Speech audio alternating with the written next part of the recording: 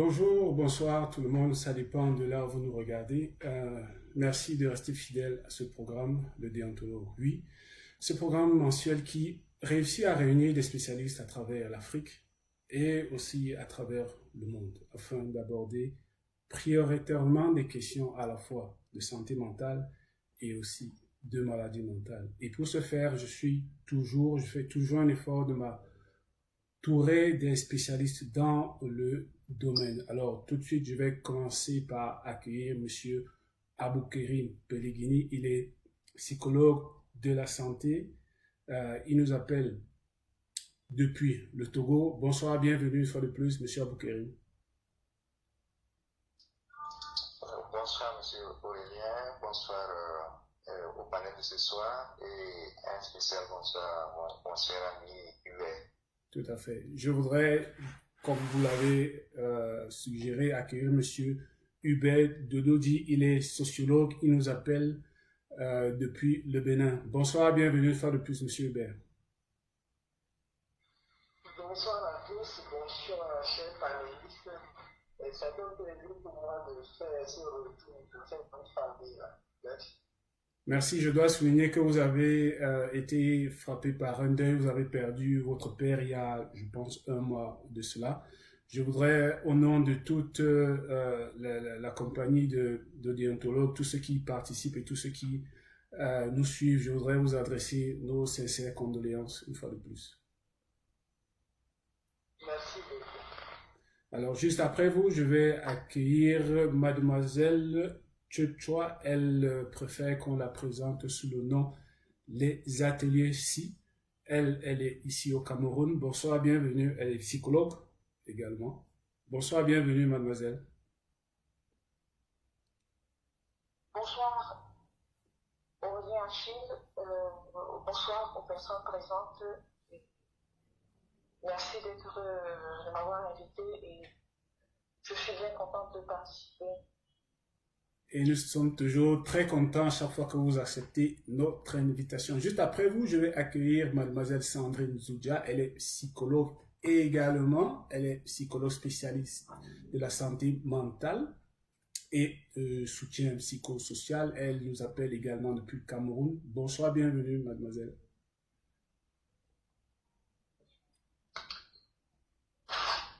Vous pouvez augmenter votre voix. Ah d'accord, c'est bon. Oui, mademoiselle, oui, c'est vous qu'on écoute. D'accord, je disais bonsoir Aurélien, bonsoir à tous les panélistes. Bon débat à nous tous. Merci. Alors, juste après vous, je vais accueillir Madame Mariam Ouedraogo. Elle nous appelle depuis le pays des hommes intègres. Elle est psychologue du travail et des organisations. Bonsoir, bienvenue. Bonsoir Aurélien et bonsoir chers panélistes. C'est toujours un plaisir de vous avoir en ligne. Merci bien, ça me fait plaisir aussi de se rencontrer encore. Et bonne séance à tous. Merci. Alors, ce soir, nous avons la thématique du jour, c'est entre hormones féminines, intelligence, empathie et l'amabilité. Un beau visage renforce-t-il la confiance en soi? Alors, la belle est venue, ainsi appelait-on il y a presque 3500 ans, la reine égyptienne Néfertiti, épouse du pharaon Akhenaton.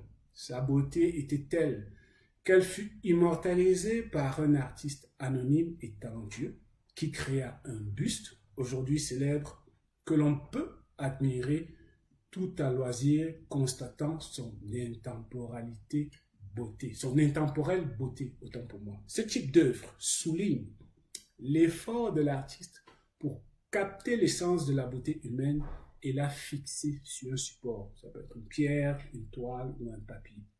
Depuis quelques décennies seulement, les psychologues et les biologistes s'y intéressent et cherchent à identifier les caractéristiques qui rendent un visage attrayant. Et la première question qu'on a envie de se poser, c'est pourquoi la beauté existe? Alors, je passe la parole à qui veut la prendre en premier. Honneur aux dames, je pense.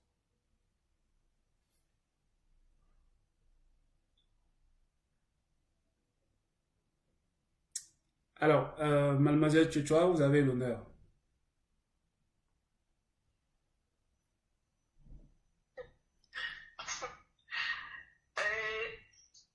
Bonsoir à tout le monde. Mais je dirais de prime abord que la beauté chez moi résonne en termes de sensibilité.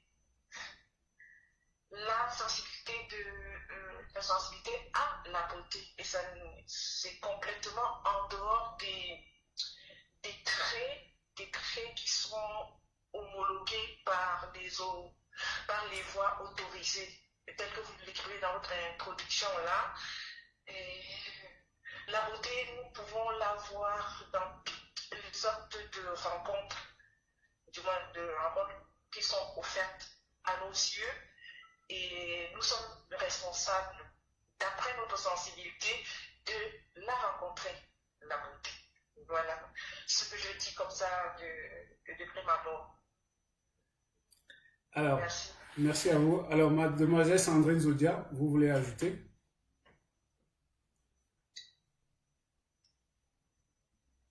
Est-ce que vous pouvez reprendre la question, s'il vous plaît? La question, c'est pourquoi la beauté existe?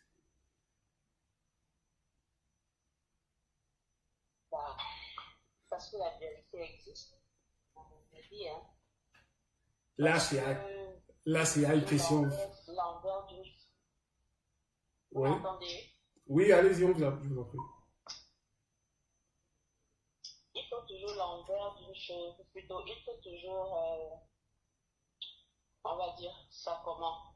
Il faut tout un concept, une logique, quelque chose qui peut rassembler des gens, qui peut rassembler des idées, qui peut rassembler des pensées, qui peut rassembler et qui peut inspirer les gens. Et cette chose-là, c'est la beauté, c'est pourquoi elle existe. C'est-à-dire, elle existe pour donner du sens également à ce qui n'a pas de beauté. Pour donner du sens à ce qui peut être, entre guillemets, laid. Donc, c'est de la même manière que la beauté existe, le bien, le mal. Ce serait de poser la question pourquoi le bien existe, de demander pourquoi la beauté. Et puis, je ne comprends pas, si la beauté existe, c'est simplement parce qu'il faut pouvoir mettre dans un continuum un ensemble de choses qui se rapportent à un concept. Voilà. Merci bien, Madame Ouedraogo. Pourquoi, selon vous, pourquoi la beauté existe? D'accord, merci bien. Bon, pour moi, la beauté existe tout simplement parce que ça reflète en fonction de la perception de tout un chacun. Il est vrai qu'il y a des théories qui peuvent expliquer cela. Une théorie évolutionniste. Oui. Oui, allez-y, je vous en prie. D'accord, donc je peux dire que la beauté existe en fonction de la perception de tout un chacun. Voilà, c'est par exemple en regardant le visage ou bien le corps, en tout cas chacun a sa manière d'apprécier les caractéristiques physiques de tout un chacun, parce qu'il y a des valeurs qui incluent à l'intérieur. Donc une personne peut voir telle personne comme beau, comme l'autre peut percevoir comme vilain. Donc pour moi, tout simplement, on peut dire que l'essence de la beauté peut être façonnée par l'art, les traditions, les valeurs, pour que sa culture perçoive également. Ok, merci. Monsieur Hubert Dododi, pour vous, pourquoi la beauté existe?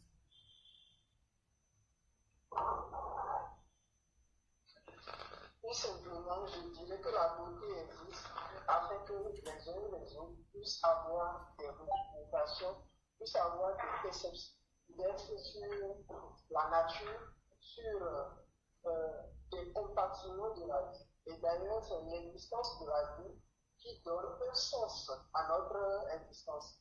C'est l'existence de la beauté qui donne un éclat, un sourire à notre vie, qui donne un sourire à nos faits, qui donne un sourire à nos faits, qui donne un sourire à ceux qui nous entourent et tous ceux qui nous entourent. En fait, si je vous comprends bien, la beauté existe parce qu'elle nous permet de nous rendre compte à quel point nous sommes des êtres humains, à quel point nous avons des émotions, à quel point, nous avons des émotions telles que la joie, la tristesse. Parfois, la beauté vient nous faire sortir de la tristesse, la beauté vient nous amener de la joie. C'est un peu ça, Monsieur Hubert. Exactement. C'est la beauté, en fait, qui fait notre vie, qui fait notre ensemble. Voilà. Tout à fait. Ok, merci. Merci bien. Alors, selon la psychologue britannique Rebecca Nash de l'université de Buckinghamshire, des femmes maquillées sont implicitement considérées comme étant en meilleure santé, davantage dignes de confiance et gagnant mieux leur vie que si elles ne sont pas maquillées. Le fait d'être considéré comme plus digne de confiance ou plus sociable expliquerait d'ailleurs pourquoi la plupart des gens se font les intimes de personnes maquillées. Le psychologue Robert Pellegrini et ses collègues de l'université de San Jose aux États-Unis ont montré que des hommes ou des femmes se retrouvant à converser avec une personne qui leur est inconnue livrent plus d'informations sur leur intimité lorsque leur interlocuteur ou interlocutrice est maquillé. Alors, je ne sais pas, vous allez me permettre de donner la parole à M. Aboukerim parce que je constate qu'il a eu des soucis, il a quelques soucis avec sa connexion. M. Aboukerim, est-ce que ça va déjà, c'est mieux? Oui, bien sûr, tout est rentré dans l'ordre. Moi, j'avais eu un petit souci, ça s'est coupé. Ah, d'accord, ok. Donc, on peut revenir alors sur la première question. Vous pouvez répondre à la première question. La première question était celle de savoir pourquoi la beauté existe. Ok, d'accord. Merci pour cette question. Je dirais que la beauté existe parce que nous avons la capacité ou bien les aptitudes à l'identifier. Cela voudrait dire que nous pouvons définir ce concept, nous pouvons trouver les indicateurs de ce que nous pouvons appeler beauté. Donc, c'est la raison essentielle pour laquelle ce concept existe, parce que nous sommes capables de pouvoir identifier, de pouvoir définir ce que c'est que la beauté. Et nous définissons comme beauté tout ce qui a un caractère attrayant, tout ce qui tout ce qu'on peut admirer, tout ce qu'on peut aimer. Et cela par rapport à certaines caractéristiques qui sont d'ordre sociétal et qui peuvent être aussi d'ordre individuel. Voilà ce que je pourrais dire par rapport à pourquoi la beauté existe. Oui, mais vous avez parlé des indicateurs, vous avez parlé des indices qui peuvent nous permettre d'identifier.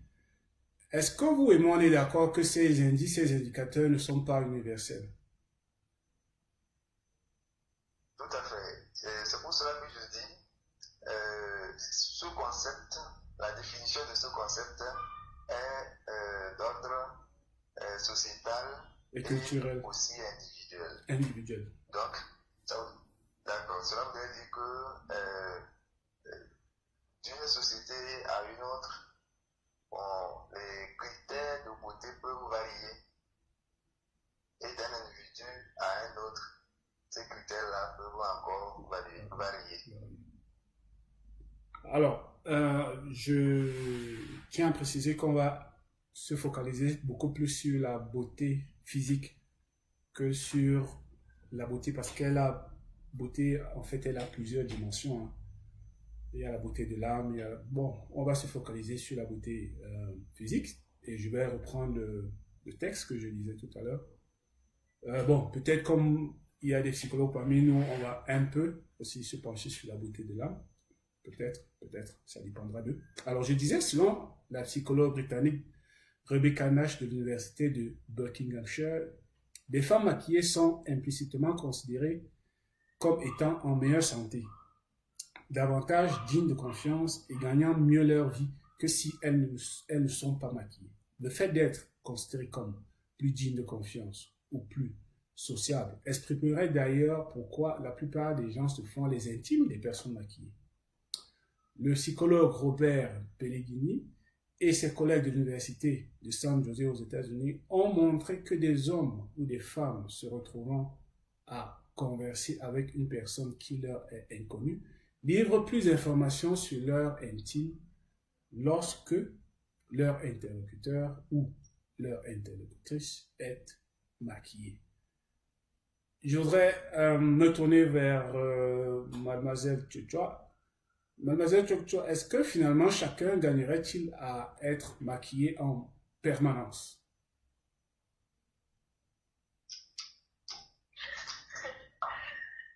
Revient à chez nous et bon, je ne sais pas si je n'ai pas envie de répondre comme ça depuis temps blanc à votre question.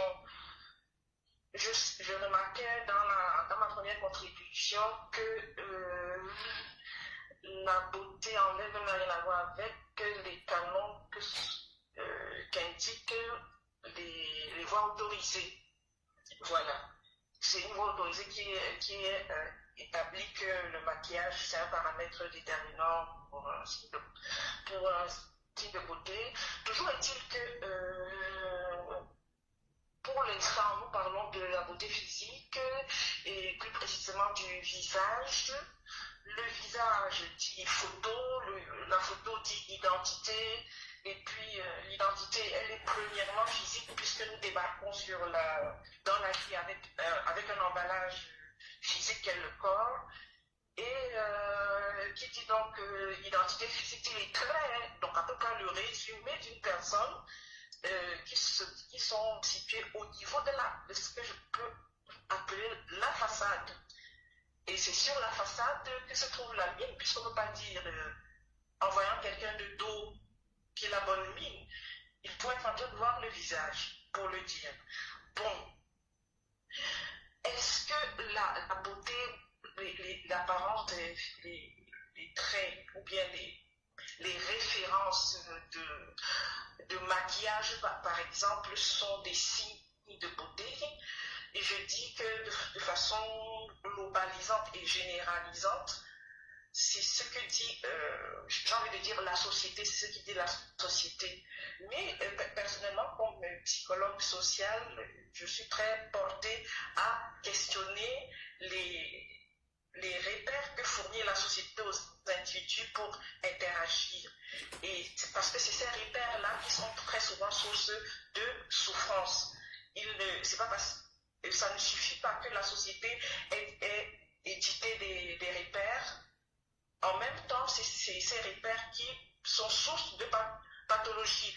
Ce qui nous fait comprendre qu'en réalité, les individus ont besoin de discerner, les personnes ont besoin de discerner pour repérer dans ce que leur fournit la société, ce qui est pertinent pour être humain et ce qui ne l'est pas, quand bien même ce serait pratiqué par le grand nombre.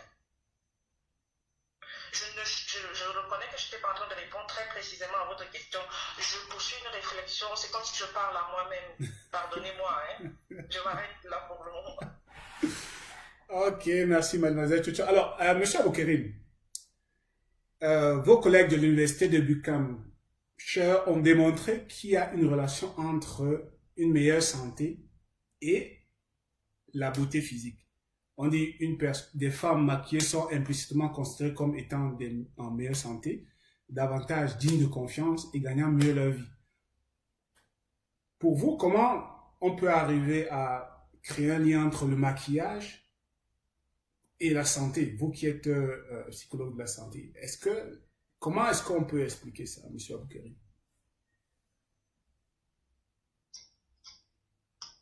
D'accord. Et le lien qui est établi entre le maquillage, c'est-à-dire donc la beauté et la santé, et comme je l'ai dit au début, ce sont les indicateurs qui nous permettent de définir ce que c'est que la beauté. Et la beauté signifie quelque part une cohérence, c'est-à-dire une harmonie et l'expression de ce qui est vivace. Donc, une personne qui se maquille voudrait dire que cette personne, elle est vivante, cette personne est en bonne forme, elle s'exprime, elle n'est pas terne. Cette personne est en train d'exprimer cette personne exprime son état de santé à travers ce maquillage qu'elle est en train de faire pour dire qu'elle est en bonne forme, qu'elle est en bonne santé. Donc, on ne peut pas être en mauvaise forme ou bien en mauvais état et se maquiller. Donc, c'est le lien qui est en train d'être établi entre le maquillage, qui est un caractère ou bien une expression de se rendre beau, se rendre belle, et la santé physique. Donc, et je peux aller un peu loin. Dans les débuts de la psychologie, elle s'était fondée sur certaines typologies. Donc, on pourrait, à partir de la forme d'une chose, ou bien de la forme du crâne, ou bien de la forme physique globale d'un individu, déterminer, dire que telle personne peut avoir telle personnalité, ou telle autre personne peut avoir telle autre personnalité. Donc, c'est toujours dans la droite. Après, il y a eu une autre théorie qui est la Gestalt psychologie, qui a été développée en Allemagne, qui est la psychologie de la forme. Donc, on a donné assez de considération pour la forme. Et plus il y a une cohérence au niveau de la forme, et on se dit que le fond est bien. Donc, un visage qui est rayonnant, un visage qui est expressif, un visage qui est captivant signale l'état de forme, l'état de santé de la personne qui le porte. Voilà à peu près ce qu'il pourrait dire sur ce point-là. Merci. Monsieur Hubert Dododi, le psychologue Robert Pellegrini et ses collègues de l'Université de San José ont montré que des hommes et des femmes se retrouvant à converser avec une personne qui leur est inconnue livrent plus d'informations sur leur intimité lorsque leur interlocuteur ou interlocutrice est maquillé. Pour vous qui êtes psychologue qui abordez beaucoup plus ces questions d'interaction, est-ce à dire que une fois que quelqu'un se présente devant vous, parce que, je sais pas, j'imagine un peu, dans une banque, un gestionnaire de banque qui reçoit une personne très bien habillée, ou une femme très bien habillée, très bien maquillée, est-ce que c'est pour autant parce qu'elle est bien habillée, bien présentable, que le gestionnaire va lui livrer, je sais pas moi, la clé du coffre-fort, ou je sais pas moi. Comment est-ce qu'on peut expliquer ça, monsieur Hubert?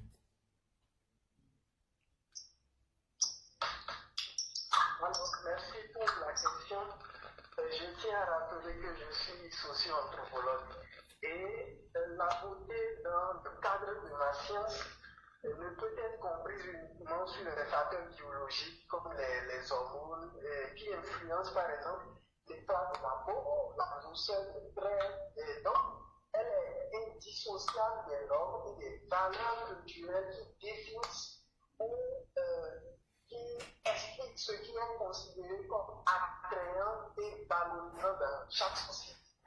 Donc, si je reste dans cette logique-là, je vais donner l'exemple du Bénin, par exemple, où les scarifications faciales dans certaines communautés sont perçues comme des signes de beauté, de courage et d'identité.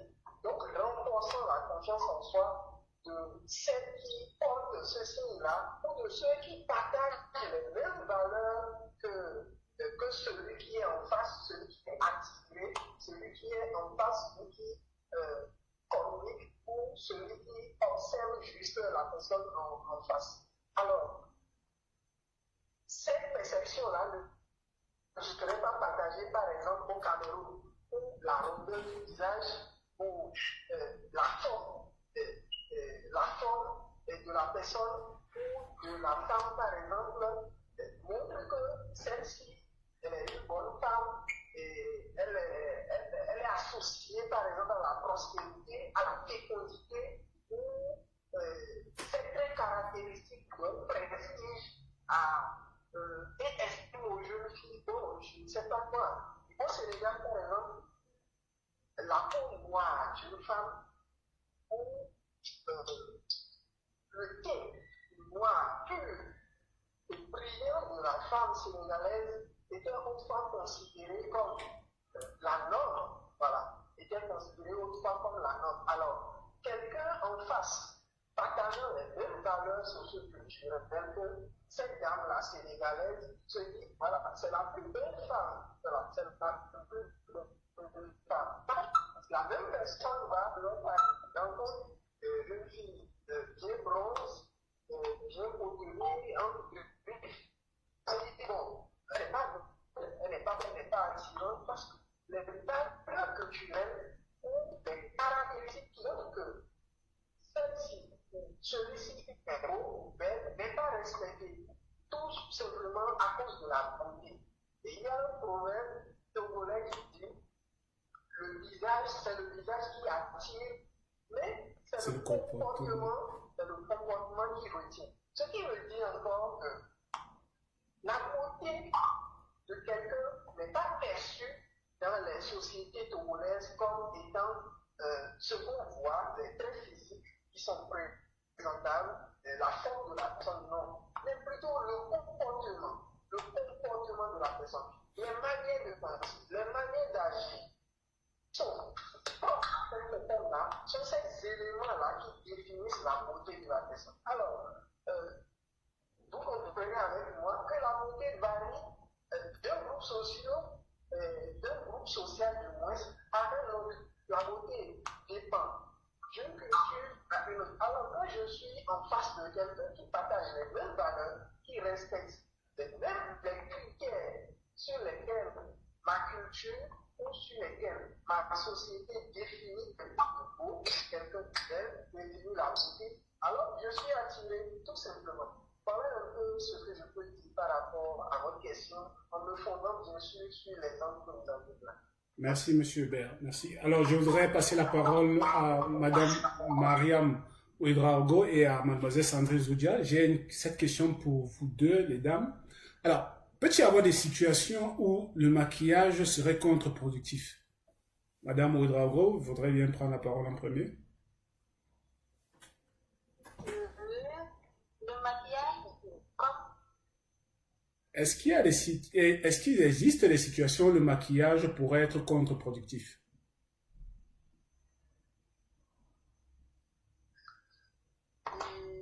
Oui, le maquillage pourrait être comme contre-productif.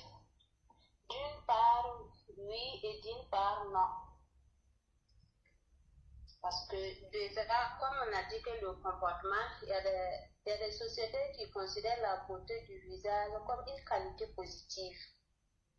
Et cette qualité peut renforcer beaucoup de liens sociaux. Et on peut dire que la beauté est également considérée, on peut situer la beauté à deux sens, une beauté physique et une beauté morale. Voilà, la beauté physique, c'est ce qu'on observe visiblement. Et la beauté morale, c'est ce qu'on ne voit pas, mais la manière d'exprimer. Voilà. Donc, quand on dit que...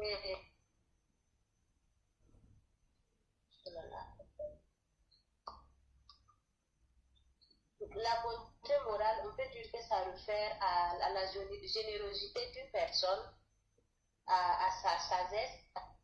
Ces qualités peuvent être productives d'une part. Mais quand on va référer à la beauté physique, c'est comme le psychologue vient de dire que c'est le visage qui attire, mais c'est le comportement qui retient. On peut être beau physiquement, mais ton image peut te faire refouler pour rejeter d'une manière, puisque ce sont tes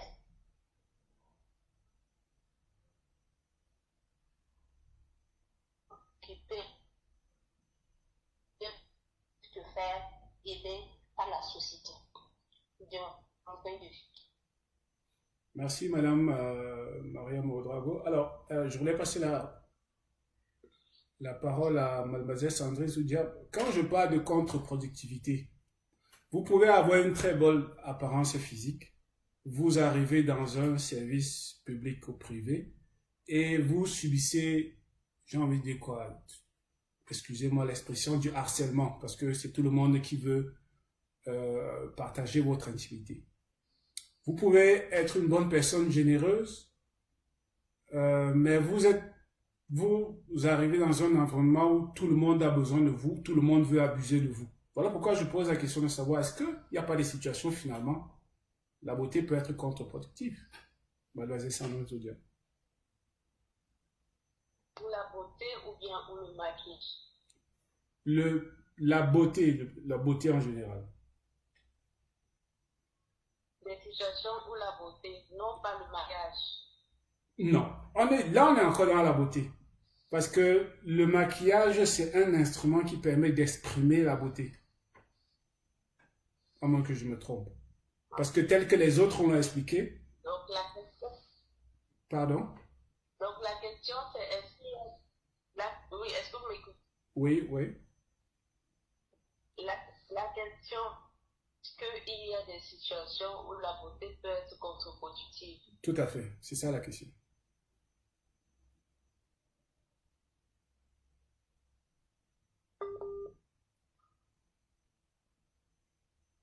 Alors là, je crois qu'on a quelques problèmes de connexion. J'espère que ça va se rétablir rapidement. Oh là là. Ah, je crois que c'est bon. Allô?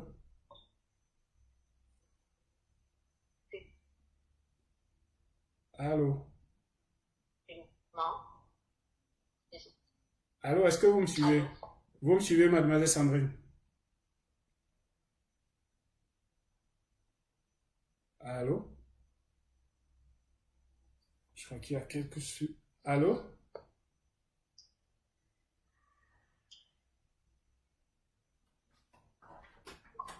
Allô?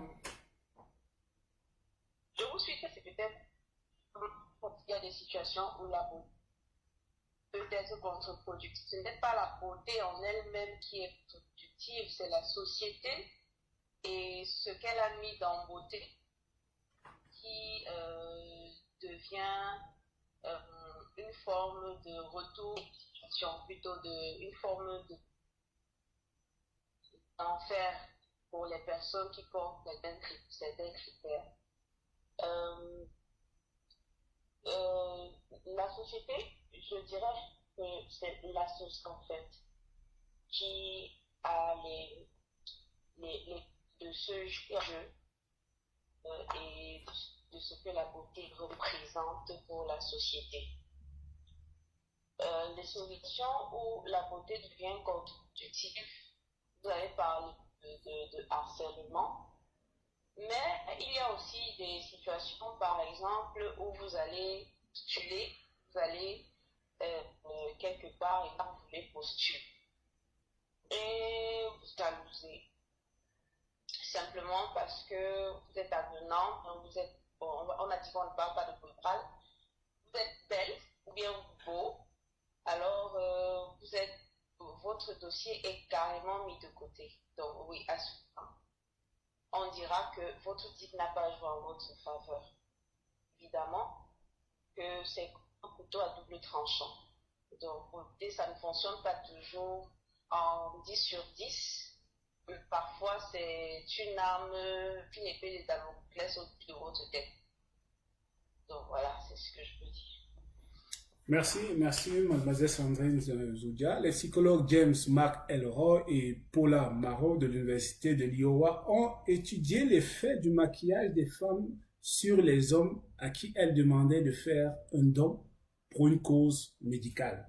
Ici, les hommes ont consenti des dons plus substantiels lorsqu'ils étaient sollicités par une jeune femme maquillée.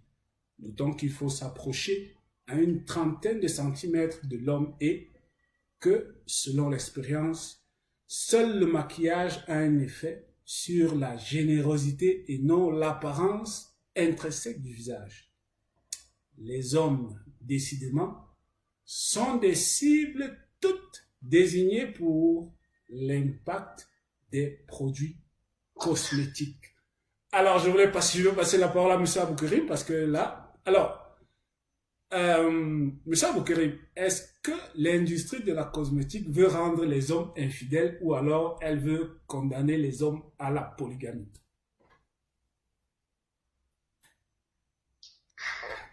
Ok.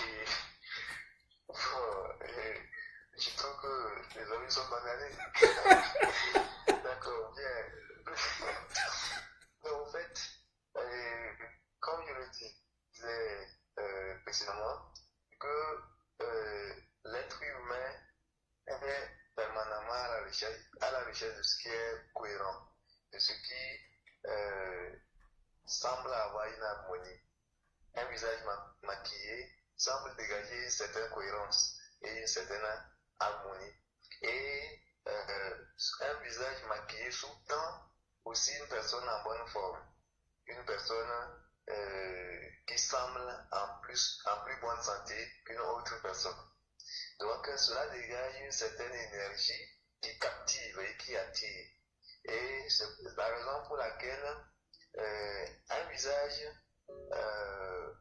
rayonnant, qui n'aime même pas, bon, s'il n'est pas maquillé, qu'il soit maquillé ou non, constitue une source de réussite pour certaines personnes. Bien, et je m'en vais en même temps toucher à cette question que vous avez posée. La beauté ou bien le maquillage est-il toujours un signe de réussite? D'accord. Là, ce qu'il faut comprendre, là où moi je voudrais voir, c'est que c'est l'influence du maquillage ou l'influence des critères de beauté. Parce qu'aujourd'hui, ce que nous sommes en train de constater, c'est qu'on veut, on veut vraiment se maquiller. Et on veut vraiment, bien réellement être beau. On veut vraiment être beau. Et cela a posé beaucoup de conséquences pour beaucoup de personnes, notamment les femmes. Les produits de maquillage ne sont pas sans effet.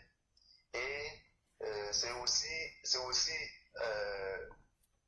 ce qui a provoqué la dépigmentation où les produits cosmétiques ont créé beaucoup de ravages. Donc les gens, les femmes notamment, voudraient être belles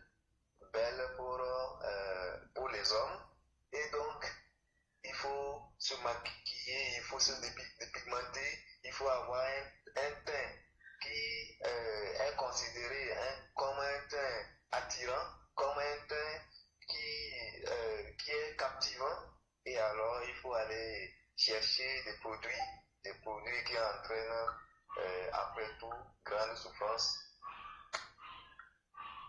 Oui, parce que les effets secondaires. Oui, exactement. Donc ça, des produits qui entraînent grande souffrance, parce que la dépigmentation ou certains maquillages peuvent avoir bien de nuisances pour la peau et entraîner à des conséquences non soupçonnées. Merci, M. Aboukerim. Alors, vous allez me permettre, donnez-moi une minute, je vais accueillir mademoiselle Véronique Nadège Godok. Elle est conseillère en orientation. Elle nous appelle depuis le Cameroun. Bonsoir, bienvenue, mademoiselle. Bonsoir, bonsoir, merci. Comment allez-vous? Moi, ça va bien, merci. Non, désolé du retard. Alors, je vais vous jeter dans le bain tout de suite avec la question de départ. La question de départ, on se posait la question de savoir pourquoi la beauté existe. Selon vous, pourquoi la beauté existe? Pourquoi la beauté existe? Oui. Ok, d'accord. Bah, écoute, je veux dire que la beauté existe pour, je veux dire, pour se définir par rapport à, je sais pas comment dire. Un référentiel? Pour être définir, pour être situé par rapport à quelque chose de précis, pour être comparable par rapport à notre... Par rapport à un référentiel de société? Oui, exactement.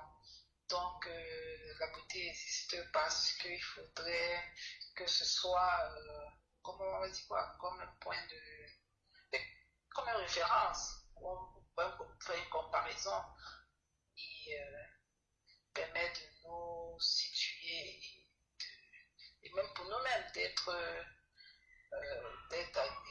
quelque chose d'agréable pour nous-mêmes, pour les autres et voilà, de tout ce qui est beau. Et je pense que même si on parle selon la divinité, selon les croyances, on se dit que quand Dieu a créé le monde, c'était parce que voilà, il voulait que ce soit beau, que ce soit un endroit plaisir. Donc, du coup, tout existe, la nature même de rebelle. Donc, du coup, moi je pense que la beauté existe parce que voilà, de manière spirituelle, Dieu a d'abord voulu que ce soit beau et maintenant, pour que ce soit aussi différent. Mais est-ce que vous pouvez comprendre l'impact de la beauté d'une femme sur les agissements d'un homme? Alors, je pense que, bon, de manière générale, lorsqu'on trouve quelque chose de bon, on est toujours, de cette façon, on est toujours influençable. C'est-à-dire, lorsqu'on voit une belle voiture, lorsqu'on voit quelque chose qui est, voilà, de notre façon, de notre perception, plus jolie à voir, on est déjà influencé. Maintenant, d'homme à femme, oui, c'est compréhensible parce que selon les critères de tout un chacun, si pour tel homme, une femme a des caractéristiques, je veux dire, qui lui plaisent et qui peuvent lui définir la beauté, donc il va se sentir influençable. Donc pour moi, je pense que c'est normal, c'est compréhensible. Surtout qu'on sait que voilà, on peut avoir une femme et voilà, une peut avoir peut être plus influencée par elle et ne peut être influencée par l'autre qui peut être même plus belle pour cette esthétique. Et je pense aussi que c'est ça qui peut faire en sorte que voilà, un homme se sente influencé par moi.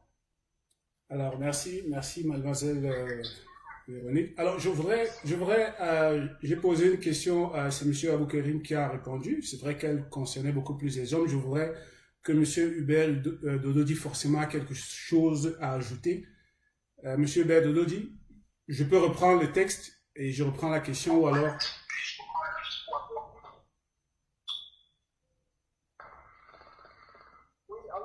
Je reprends le texte. Alors, ok. Alors, je disais, les psychologues James McElroy et Paula Marrow de l'Université de l'Iowa ont étudié l'effet du maquillage des femmes sur les hommes à qui elles demandaient de faire un don pour une cause médicale. Ici, les hommes ont consenti des dons plus substantiels lorsqu'ils étaient sollicités par une jeune femme maquillée.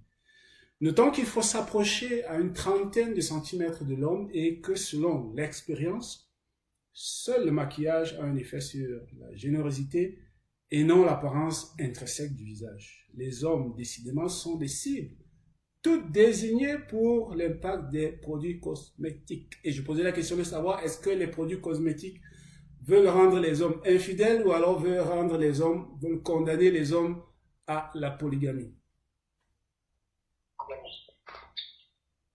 Monsieur Aurélien, entre nous, les hommes sont de nature polygame déjà. Et alors, on ne dira pas que c'est l'avènement des entreprises cosmétiques ou des industries cosmétiques qui va influencer la fidélité du monde des hommes. Alors, je vais dire que la beauté, elle est relative. Il y a des hommes qui aiment les femmes qui se maquillent, il y a d'autres qui n'aiment pas du tout, parce qu'ils aiment le naturel. Moi, par exemple, je n'aime pas trop le maquillage. C'est tellement que M. Aboukeli aime les femmes maquillées et tout. Je ne sais pas. Sûrement que vous aussi, vous aimez les femmes qui sont maquillées, je ne sais rien. Donc, la beauté, comme elle est relative, chaque femme choisit le modèle de femme qu'il veut. Chaque femme choisit sa femme en fonction des caractéristiques. Alors, dans le contexte où nous aimons tous les femmes qui sont maquillées, alors évidemment nous sommes exposés à l'effet direct des produits cosmétiques. Même, je ne dirais pas que les femmes qui utilisent ces produits-là, mais c'est plus qu'elles. Prenons par exemple des brosses que les femmes ont souvent de l'air. Alors, quelqu'un qui arrange un rendez-vous avec sa copine, avec sa petite amie et tout, il se voit, je suis sûr qu'à la fin de la soirée, de ce rendez-vous-là, même si c'est un petit bébé, même si c'est une ambassade, ça va se faire. Alors, celui qui l'a essuie avec son torchon à lèvres, celui qui va essuyer le produit là, que la femme a appliqué, c'est un peu sensible, comme nous sommes des grands, et je préfère parler ici. Lorsque vous êtes, excusez-moi, lorsque vous êtes à l'acte sexuel où vous allez vers l'acte, et que votre femme est maquillée, vous devez passer par des trucs. Alors, vous faites fi de ce qui a été produit, la beauté, et vous envoyez des modèles, vous envoyez. Je vais résumer que le maquillage ou l'utilisation de produits cosmétiques n'influence pas la fluidité, parce que les femmes savent le modèle de femme que le recherche, le type de femme que le recherche. Alors, la conséquence de l'utilisation des produits cosmétiques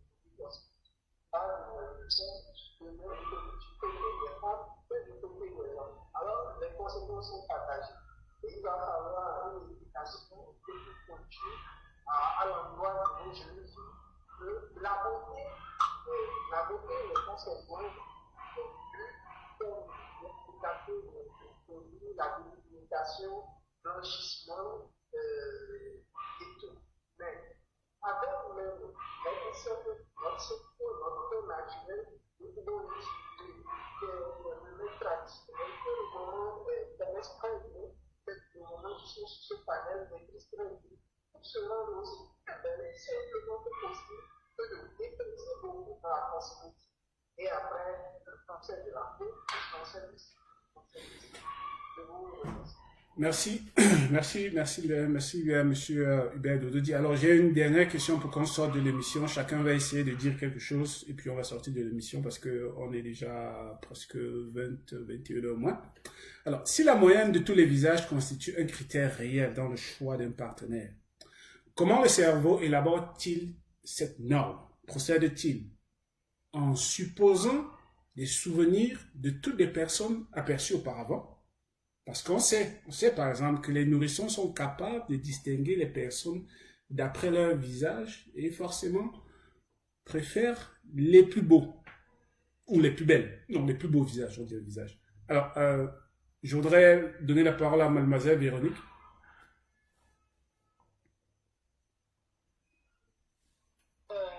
D'accord. Pardon, je n'ai pas bien suivi la question. La question, c'est si la moyenne de tous les visages constitue un critère réel dans le choix d'un partenaire, comment le cerveau élabore-t-il cette norme? Procède-t-il en supposant les souvenirs de toutes les autres personnes aperçues auparavant? Ok, d'accord. Je pense que si je parle de cas une personne, je crois que si le cerveau, oui, d'une certaine façon, a déjà enregistré, c'est-à-dire a déjà enregistré ses préférences peut-être par rapport on va dire, au physique, sont pas de la beauté d'une femme pour un homme, c'est-à-dire une femme qui apprécie un homme, peut-être d'une manière automatique déjà, moi je pense que mon cerveau enregistre les préférences, c'est-à-dire si peut-être à la base, peut-être j'avais une préférence pour des personnes de teint clair, et maintenant, au fur et à mesure que au fur et à mesure qu'on grandit à l'adolescence et tout, le cerveau, de cette façon, existe comment, voilà, et tout, existe telle qualité ou tel aspect. Et je pense aussi que par rapport à l'environnement, ou bien par rapport à ce qu'on a autour de nous, peut-être comme vous avez dit, comme le bébé, quand tu es bébé, tu as tendance à soit d'abord tes parents que tu vois, c'est-à-dire après, au fur et à mesure, quand tu vas voir d'autres personnes, peut-être tu les compares de manière automatique. Bon, le cerveau agit de manière automatique par rapport à ce que tu vois autour de toi. Donc, je pense que de cette façon, le cerveau, pour moi, enregistre déjà. Et maintenant, au fur et à mesure que le temps passe, c'est faire des comparaisons et essayer de voir ce qui s'adapte le mieux à la personne propre, quoi.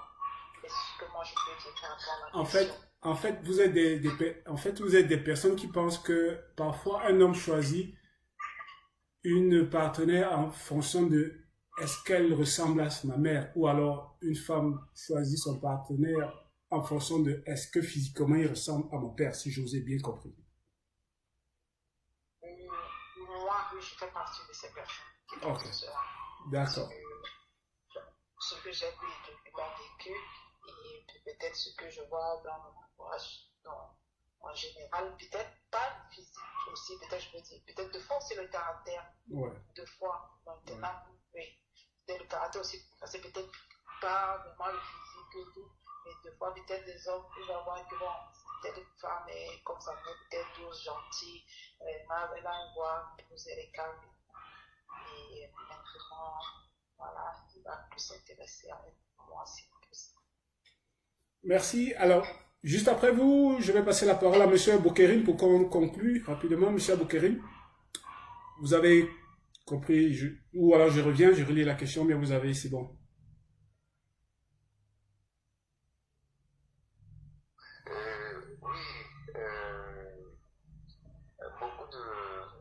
Beaucoup d'auteurs ont parlé des critères de choix des conjoints. Ouais. Et bon, notamment les auteurs sociologues qui ont parlé de certains critères que sont la similarité, la proximité et aussi les aspects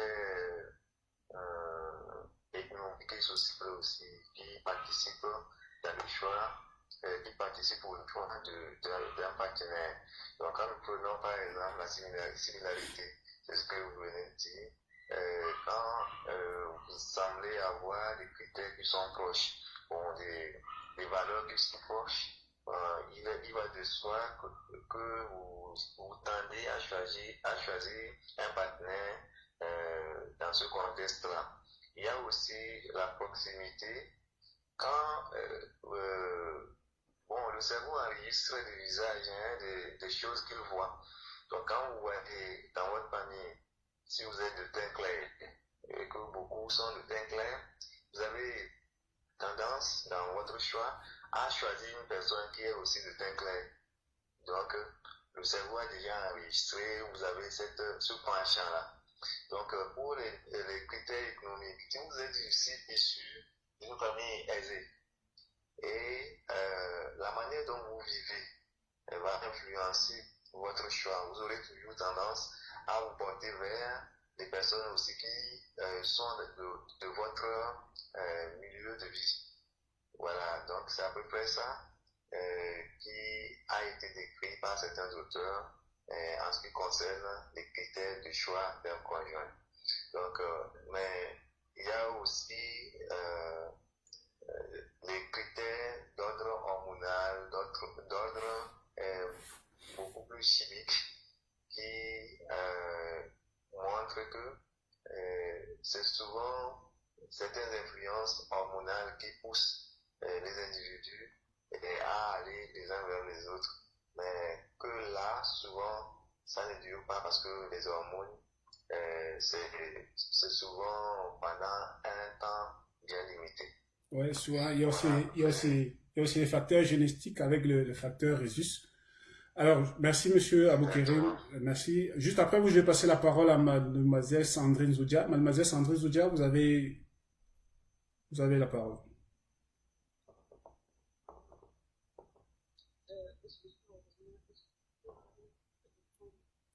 Reprendre la question. Je ne sais pas pourquoi votre volume il est très bas.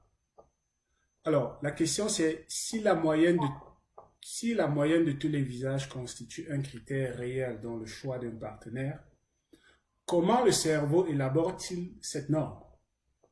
Procède-t-il en supposant des souvenirs de toutes les personnes aperçues auparavant?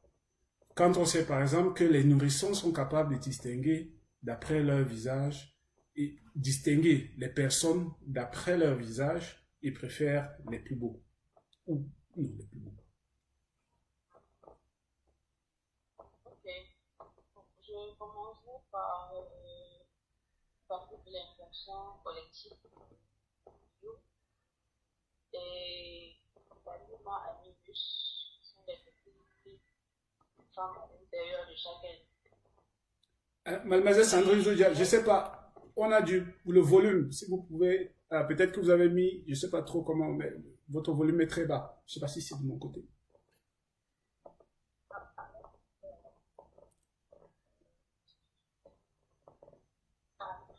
Donc, est-ce que là...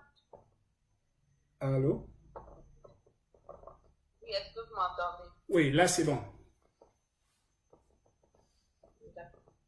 Donc, je disais, je parlerai, j'irai dans le sens de Jung avec l'inconscient collectif, la notion d'animus anima à l'intérieur de chaque individu, parce que chaque individu a un archétype féminin idéal. De la même manière qu'il y a le moi idéal, il y a aussi l'autre idéal à l'intérieur de chaque individu. Et cet autre idéal-là prend origine dans un inconscient collectif qui parfois peut être transgénérationnel. C'est-à-dire, c'est les perceptions peut-être et des ancêtres, tout ça se mélange. Et l'enfant vient faire des choix, on va dire par exemple, si on peut utiliser ce terme-là, c'est-à-dire des choix qui ne sont forcément des choix de son air, mais qui sont des choix peut-être de l'air d'un grand-père, d'un arrière-grand-père. Donc toutes ces choses-là jouent pour faire des choix. Et Jung, je crois, disait que les archétypes féminins et masculins sont inscrits dans le code génétique de tous les humains, c'est-à-dire quand tu es d'une certaine lignée, il y a déjà une personne vers lesquelles tu vas toujours te référer, vers lesquelles tu vas toujours aller, parce que c'est ça qui constitue en fait ton archétype idéal et ton archétype idéal. Donc, ce sont ces critères d'inconscient collectif de transgénérationnalité là, pour ma part, qui joue un grand rôle parce que c'est totalement inconscient et ça fait que des situations qui vont se répéter ou bien les personnes où on va aller, parfois on a l'impression que ce sont des personnes choisies, mais en fait, elles étaient faites bien avant notre naissance, ou bien je sais pas, ça a été fait par notre sang. Donc, je dirais comme ça, jusqu'à ce qu'on se rende compte de ce qui est inconscient et qu'on choisisse de changer certains chemins internes, on sera toujours en train de faire certains choix qui parfois ne sont pas productifs. Voilà. Merci, mademoiselle Sandrine Zoudia. Je voudrais passer la parole à madame Mariam Ouedraogo.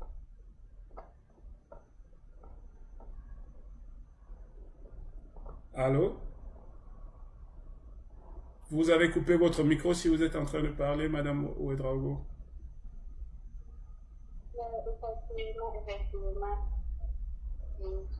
Bon, pour moi, je ne serai pas très longue. Simplement, il y a des gens qui font le choix de leur partenaire de façon inconsciente. Je peux dire que bon, la théorie psychanalytique du truc complexe de Ditt. Il y a des gens qui regardent le visage en apparence de par exemple, leur mère, que telle personne ressemble à ma maman, la voix, bon, le ton, les démarches. Bon, généralement, ces personnes sont captivées à faire le choix. Et bon, et généralement, parce que j'ai dit ça, parce que à part le complexe de Dieu, j'ai vu un cas qu'une femme a choisi, qu'un homme a choisi une femme parce qu'elle ressemble à sa mère. Quel qu'en soit ce que la femme fait, le monsieur ne réagit pas que non, comme le fait elle me semble à ma maman. C'est suffisant. En tout cas, pour moi, je ne vois pas un. Donc, de façon inconsciente, et je peux dire que les choix viennent la plupart, en tout cas, de l'apparence physique. Ok, Monsieur Hubert Dododi, vous avez la parole. Merci, madame Mariam Ouedraogo.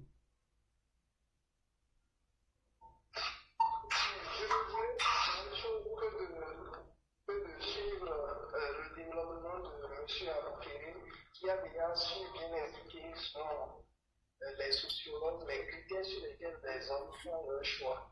Donc, je rejoins certainement monsieur Apiri. Tout à fait.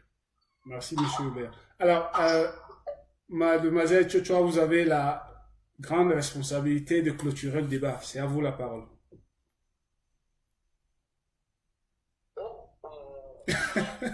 Merci.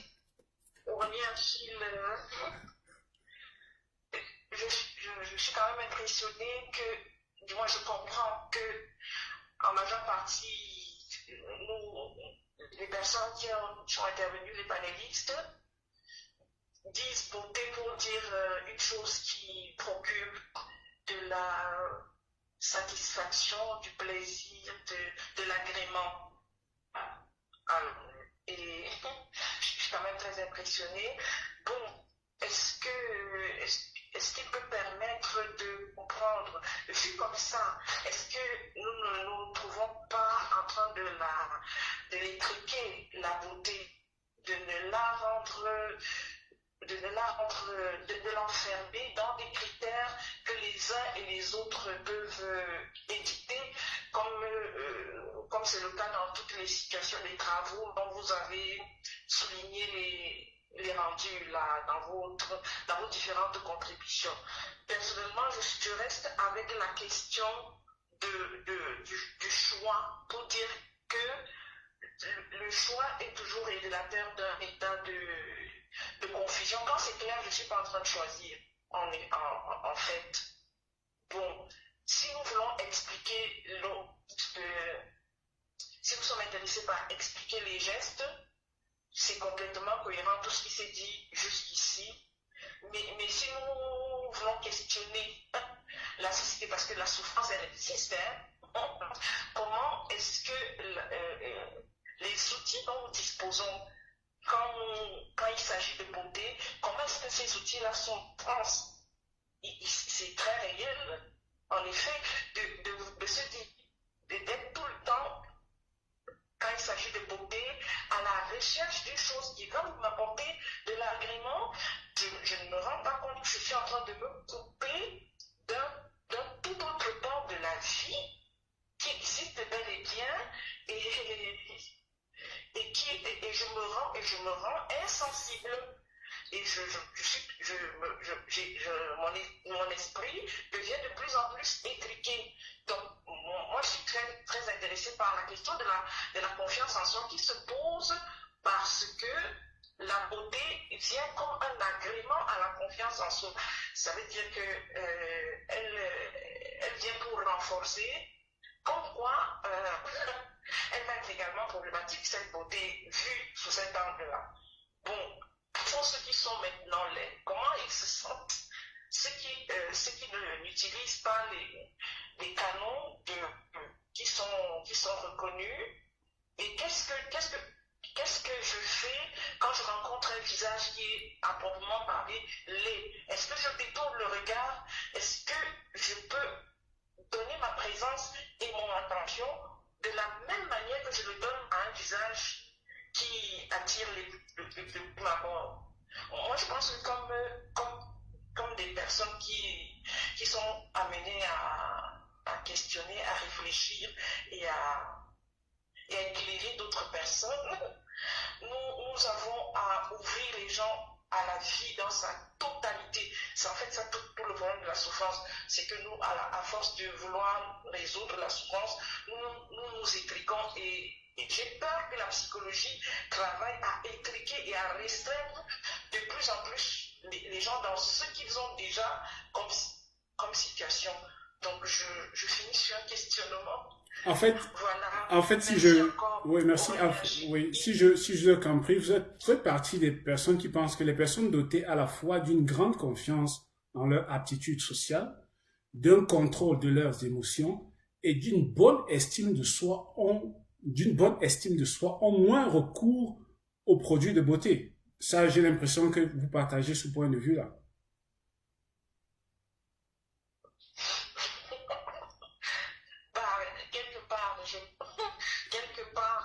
Quelque part, oui, j'admets comme ça pour le moment. Mais vous êtes aussi d'accord que selon certains panélistes, il ne faut pas s'arrêter à ce qu'on voit, il faut aller au-delà de ce qu'on voit. Ça veut dire que, comme M. Hubert Dododi disait, c'est le physique qui attire, mais c'est le comportement qui fait rester, finalement.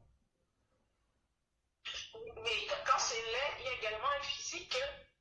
Quel est le regard que je porte sur un physique? La vie n'est pas, je veux dire quoi, toutes sortes de choses se présentent à moi. Comment je me situe? Il y a quelqu'un qui a une main levée, s'il vous plaît. Oui, c'est Madame Ouedraogo, mais Madame Ouedraogo, nous sommes en train de... Oui, allez-y, Madame Ouedraogo, on ne va pas vous refuser ça, allez-y. Vous avez coupé votre micro si vous êtes en train de parler. Ah, voilà, là c'est bon. Effectivement. J'ai l'impression que la plupart des belles femmes rencontrent à des problèmes du foyer. Elles ont des difficultés à avoir le foyer. Qu'est-ce qui peut expliquer cela? Est-ce qu'elles utilisent leur beauté pour une autre forme ou bien c'est comment? Mais est-ce que vous pensez qu'il n'y a que les belles femmes, il y a aussi les hommes beaux qui ont des problèmes de foyer?